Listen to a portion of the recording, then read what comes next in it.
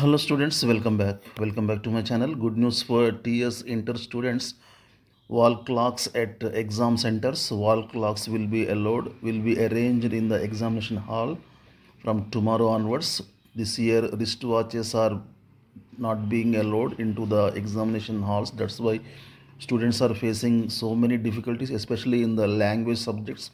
So Sanskrit, Arabic, English, especially in English, second year English, time management is a key factor. That's why students are facing a lot of troubles and problems. That's why, keeping in mind all these things, board has decided to arrange wall clocks from tomorrow onwards. So the inter board secretary has directed all the examination centers to arrange wall clocks by tomorrow. Inter పరీక్షా కేంద్రాల్లో గోడ గడియారాలు ఏర్పాటు చేయాలని inter board ఆదేశించింది. వాచీలపై నిషేధం విధించిన నేపథ్యంలో తాజాగా ఈ ఆదేశాలు ఇచ్చింది.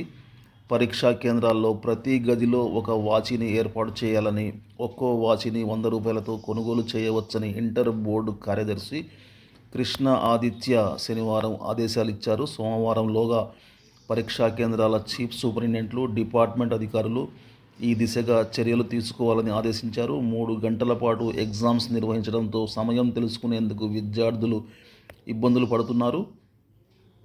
గదుల్లో గడియారాలు లేకపోవడం, అప్రమత్తం చేయకపోవడంతో విద్యార్థులపై ఒత్తిడి పెరిగింది. ఇదే విషయంపై ఇటీవల నమస్తే తెలంగాణ దినపత్రిక ఒక కథనం ప్రచురించింది.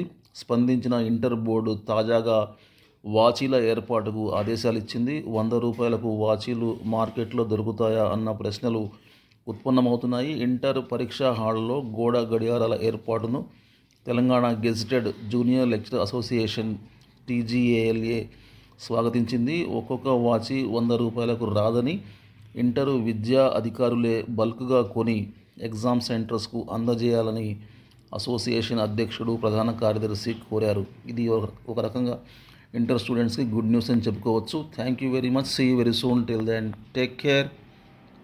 Bye bye. జై హింద్.